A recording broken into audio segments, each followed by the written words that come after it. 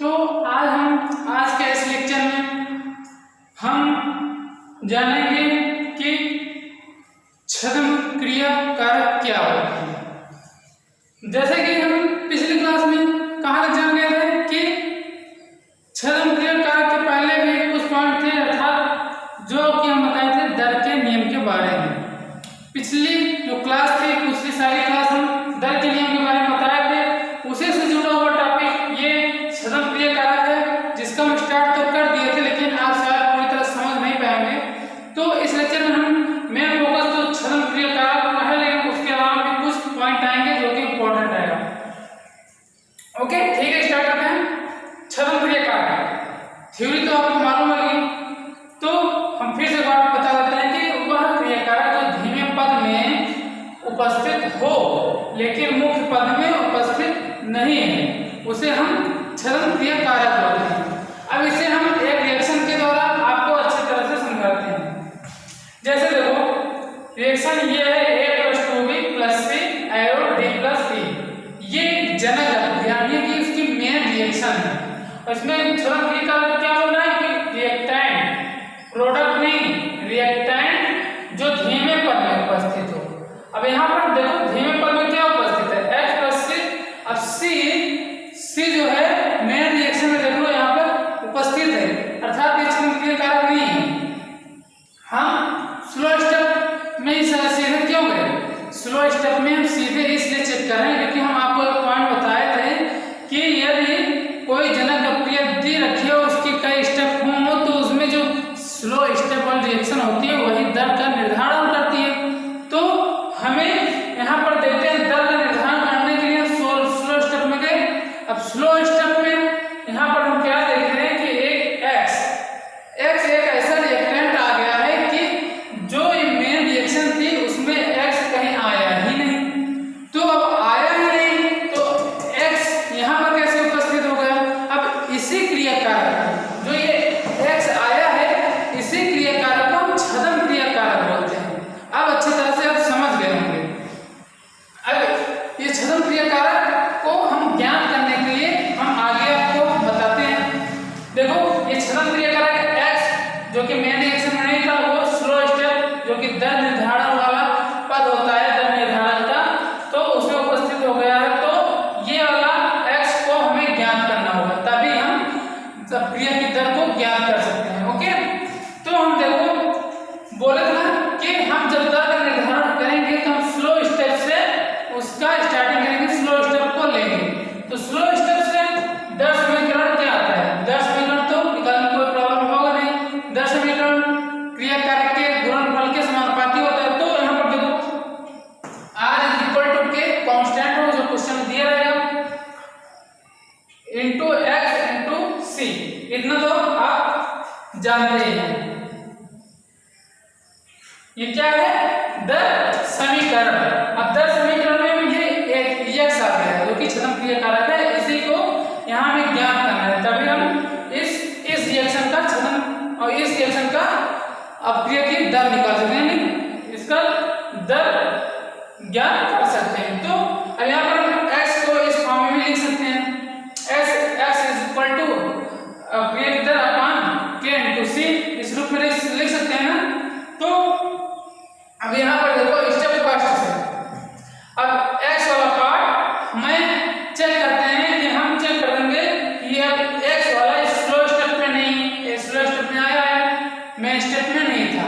तो अब देखते हैं दो फास्ट रिएक्शन दी गई है ना, दो फास्ट रिएक्शन, इतना पार्ट आपको क्वेश्चन दिया रहेगा, इसकी कोई चिंता नहीं है, इतना पार्ट आपको दिया रहेगा। तो अब देखो यहाँ पर X वाला पार्ट के अलावा दो फास्ट स्टेप दिया गया है, अब उसमें X ढूंढेंगे। अब X देखो पहले वाले स्टेप में मिल रहा है तो हम इसका चूज करेंगे। अगर यही X इस वाले स्टेप में दिया रहता तो हम इसका सिलेक्शन करते। तो अब हमें चूंकि X ज्ञात करना है तो हम फर्स्ट स्टेप के अनुसार हम X को निकालेंगे। तो फर्स्ट स्टेप के अनुसार हम यहाँ पर देखते हैं KC, ये क्या बोलते हैं केमिकल इक्विलिब्रियम में आप जान जाएंगे KC। तो KC हम यहाँ पर ज्ञात करते हैं।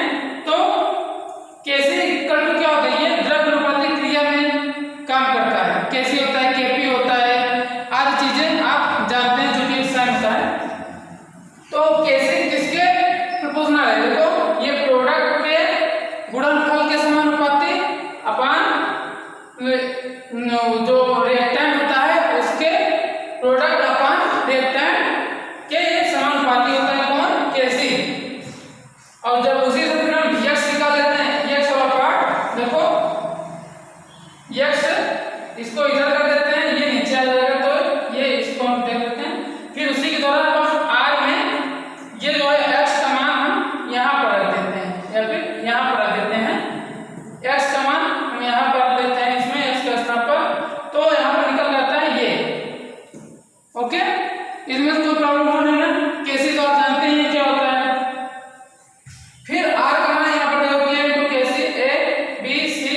अब ये ए है तो ये ऊपर आ जाएगा, तो इस पर इनवर्स लग जाएगा। अब यहाँ पर देखो ये एक प्रकार का प्रोडक्ट के रूप में आ रहा है ना, अर्थात ये देखो यहाँ पर एक प्रोडक्ट था, ये वाला पार्ट एक प्रोडक्ट था, अर्थात देखो 10 समीकरण में प्रोडक्ट भी आ गया। जरूरी नहीं है कि 10 समीकरण में रिएक्टेंट ही आ गया, यहाँ पर देखो प्रोडक्ट भी शो करने लगा। ओके, छद्म क्रिया कारक यहाँ पर समाप्त होता है। यहाँ पर आप अच्छी तरह समझ गए होंगे कि छद्म क्रिया कारक क्या होते हैं, उन्हें कैसे हम ज्ञात करते हैं, 10 समीकरण उस क्रिया की कैसे निकालेंगे। तो यहाँ तक अच्छा समझ में आ गया ना। ओके, ठीक है, उसी के आगे हम देखते हैं यदि 10 समीकरण में उत्पाद 10 समीकरण में उत्पाद उपस्थित है तो इस रिएक्शन में देखो 10 समीकरण, ये प्रकार की 10 समीकरण है ना, इतना समझ रहे हैं ना। 10 समीकरण में एक उत्पाद आ गया।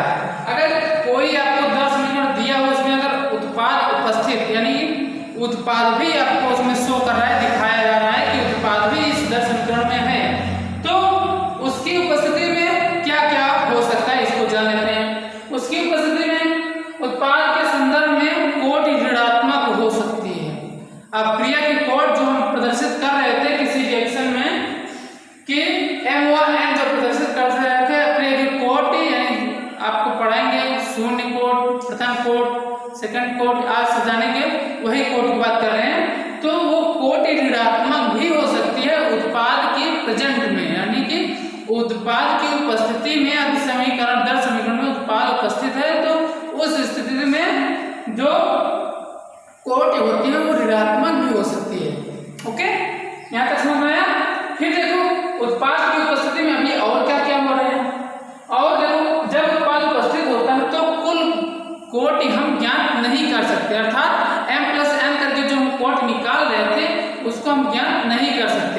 अभी आगे हम बताएंगे भी कि कोट कैसे ज्ञात किया जाता है। ओके, तो उस स्थिति में कोट भी कुल हम ज्ञात नहीं कर सकते। और देखो क्या होता है, उत्पाद का आना यह दर्शाता है कि मुख्य क्रिया उत्क्रमणीय है।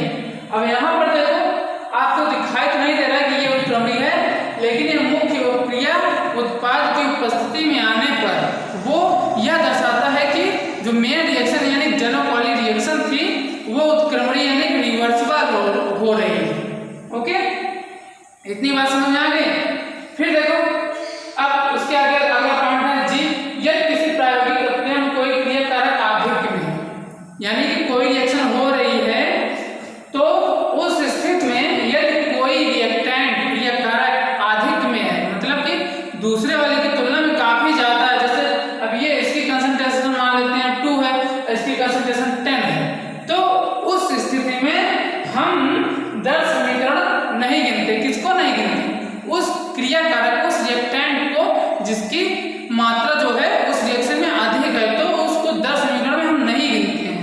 तो अब यहाँ पर जैसे एक रिएक्शन दी गई है, देखो आपको 2a+b एरो c, ये प्रायोगिक आपको दिया गया है कि ये प्रायोगिक है। अब प्रायोगिक है तो इसका हम 10 समीकरण लिख सकते हैं। अब 10 समीकरण लिख सकते हैं, उसके बावजूद देखो इसमें क्या दिक्कत आ रही है। अब इसमें देखो k × a⁴ अब यहाँ पर b वाला पार्ट नहीं लिखा जा रहा है। क्यों नहीं लिखा जा रहा है? क्योंकि ये आधिक्य में है, इसकी जो मात्रा ली गई है वो काफी ज्यादा ली गई है। किसकी तुलना में? इसकी तुलना में बहुत ज्यादा इसकी मात्रा है, इसलिए हम 10 समीकरण में इसकी गणना ही नहीं करेंगे। ओके, फिर उसके आगे देखते हैं, यदि किसी प्रायोगिक प्रक्रिया में ठोस या शुद्ध द्रव उपस्थित हो। अब जैसे यही है 2a+b, ओके, अब इसको भूल जाइए, ये है ना रिएक्शन 2a+b एरो c। अब इसी में कोई एक आगे ठोस या फिर a वाला रिएक्टेंट ठोस है तो हम इसको नहीं गिनेंगे, केवल b वाले को गिनेंगे। किस स्थिति में? जब ये ठोस हो जाएगा या फिर शुद्ध द्रव आ जाएगा। ओके, मतलब इसके अलावा हम जैसे आपको इसमें बता देते हैं 2a+b एरो c। अब जैसे ये सॉलिड है, ये कुछ नहीं दिया है तो इसे हम गैस फॉर्म में मानते हैं, जिसको हम गिनते हैं, या फिर लिक्विड के रूप में भी गिनते हैं, लेकिन शुद्ध द्रव के रूप में नहीं गिनते हैं। तो यहाँ पर सॉलिड में आ गया, ये सॉलिड स्टेट में आ गया तो इसे हम 10 समीकरण में नहीं गिनेंगे। अब इसका 10 समीकरण क्या होगा? R = K × active mass B केवल रह जाएगा। ओके, ठीक है। अब देखो क्या बोल रहा है, यदि किसी क्रिया में शुद्ध द्रव उपस्थित है तो